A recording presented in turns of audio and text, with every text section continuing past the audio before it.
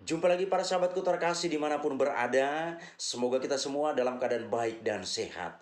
Para sahabatku terkasih, hal pertama yang mau saya katakan adalah bahwa di media ini masih banyak para sahabat saya yang menyapa saya dengan Romo atau Pastor.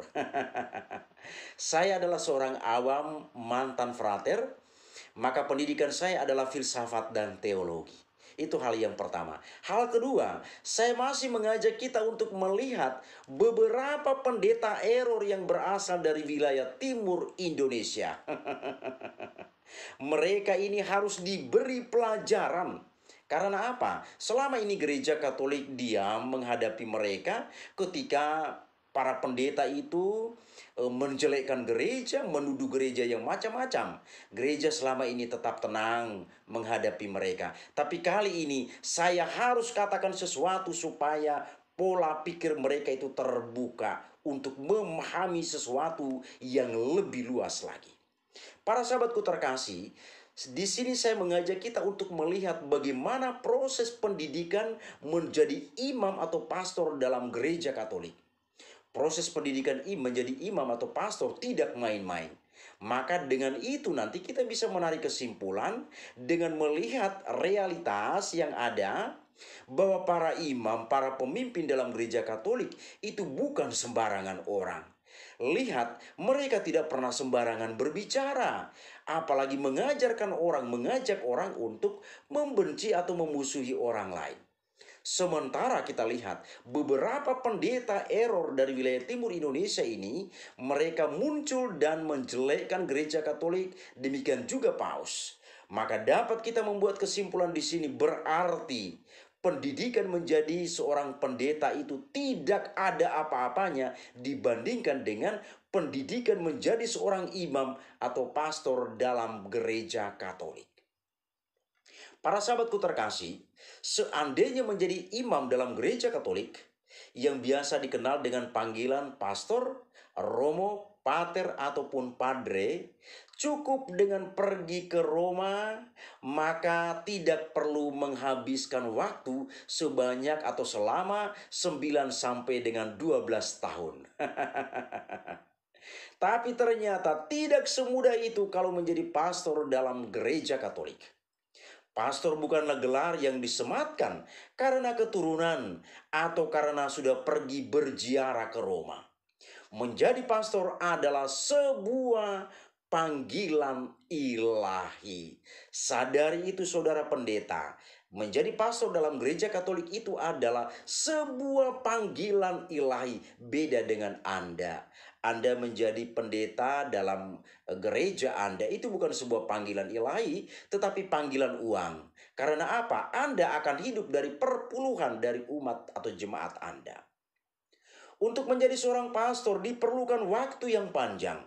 9 tahun kalau cepat, 10 tahun kalau cukup, atau belasan tahun lebih bagus lagi.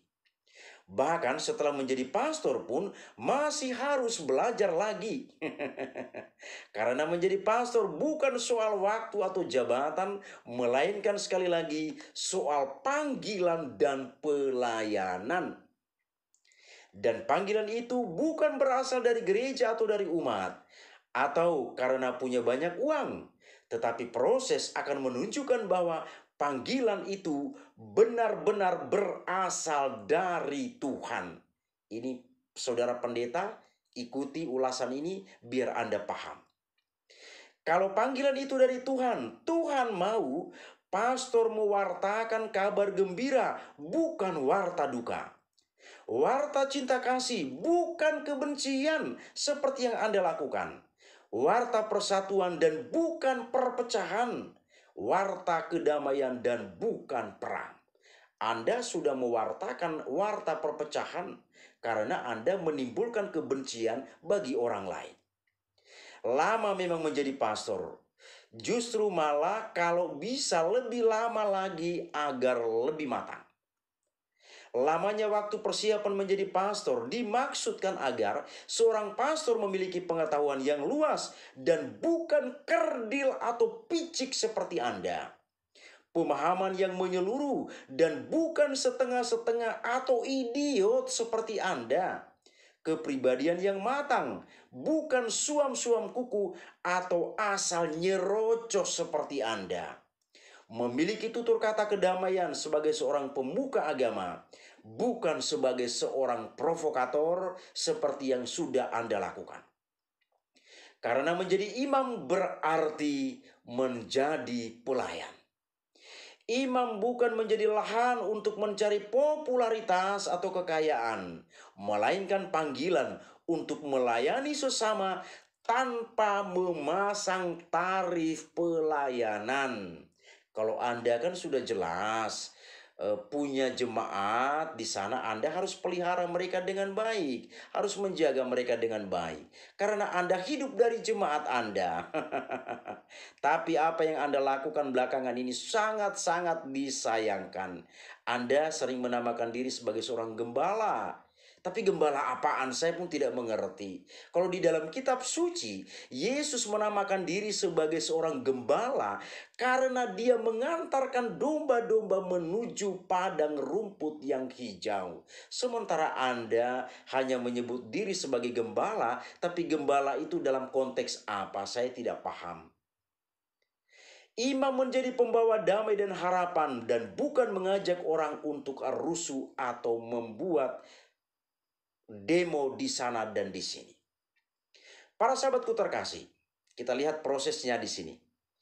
Sebelum memasuki kuliah diperlukan waktu minimal 2 tahun sebagai pengolahan rohani dan kematangan kepribadian, mengolah batin dan memurnikan motivasi panggilan menjadi imam. Masa pengolahan ini disebut dengan masa postulat atau kelas persiapan atas atau istilah lainnya KPA selama 1 sampai dengan 2 tahun dan dilanjutkan ke masa novisiat atau tahun orientasi rohani selama 1 atau 2 tahun juga. Baru setelah itu melanjutkan ke jenjang kuliah filsafat dan teologi.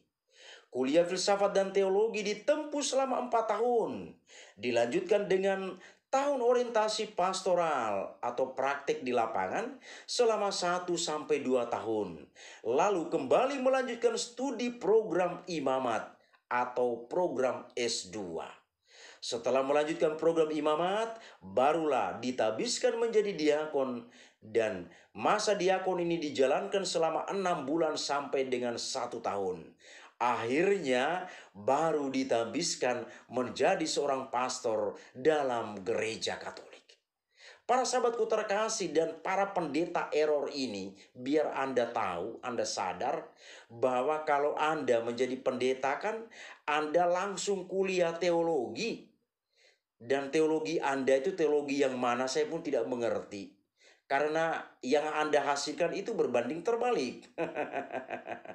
Sementara dalam gereja Katolik untuk menjadi imam, sebelum orang masuk belajar teologi, dia harus pertama belajar filsafat terlebih dahulu. Untuk apa? Supaya di sana akal, pengetahuan budi kita ini ditempa sedemikian rupa. Setelah dibentuk, diatur pemahaman pemikiran kita dengan baik, dengan benar, supaya apa? Ketika belajar teologi kita tidak menjadi sesat. Dan seperti itulah kira-kira yang Anda alami. Karena Anda tidak belajar filsafat, maka tiba-tiba belajar teologi dan begitulah hasil yang Anda tunjukkan dalam kehidupan Anda. Para sahabatku terkasih, selama berada di bangku kuliah, tidak hanya ilmu filsafat dan teologi atau kitab suci saja yang dipelajari, tetapi belajar ilmu yang lain juga. Misalnya Pancasila, kebinekaan, psikologi, moral hidup, berbagai bahasa internasional, seni musik, ilmu-ilmu sosial, antropologi, politik, dan ilmu-ilmu keagamaan seperti Hinduisme, Budaisme, Protestanisme, Islamologi, dan lain sebagainya.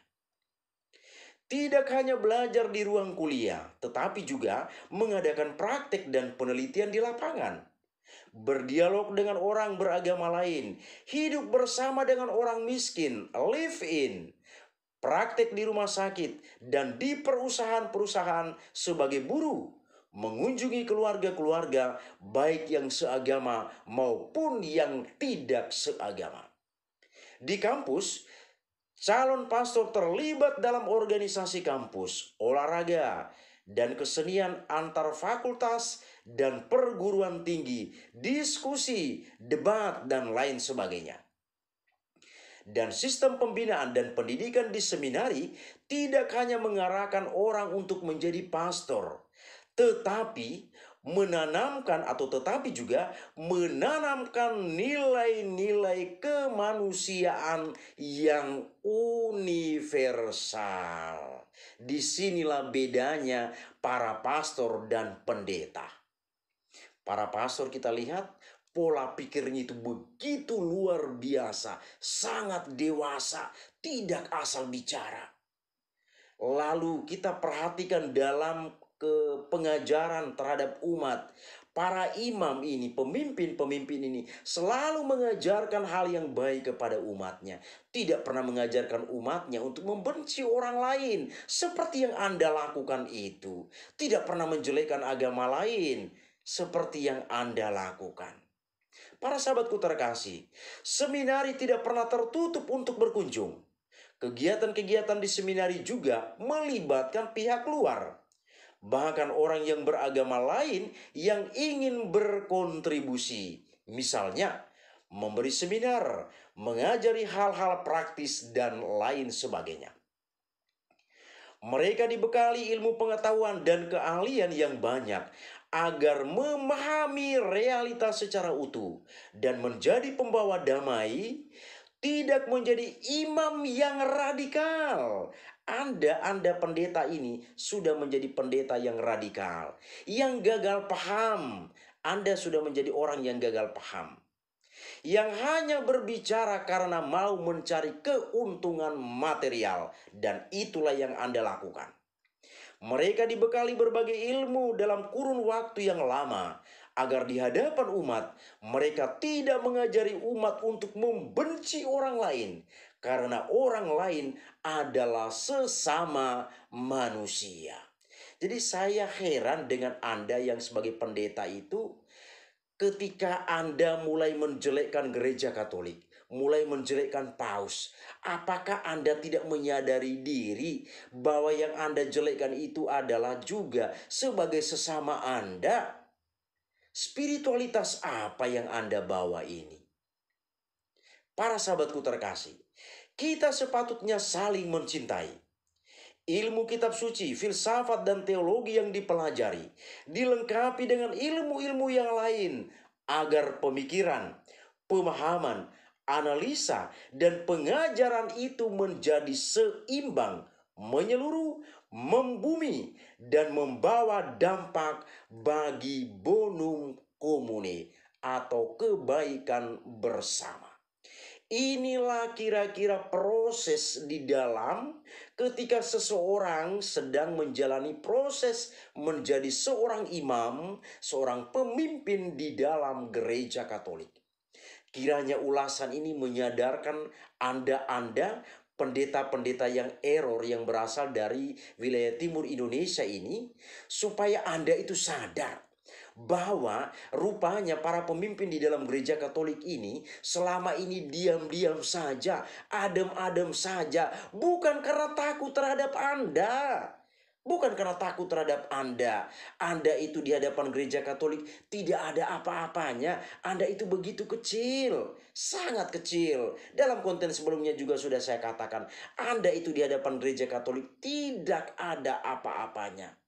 Nah, kenapa para pemimpin selama ini, pemimpin dalam gereja selama ini tidak menanggapi Anda secara ekstrim seperti yang Anda lakukan? Karena para imam di sana sudah diajari sedemikian rupa untuk memiliki kepribadian yang matang.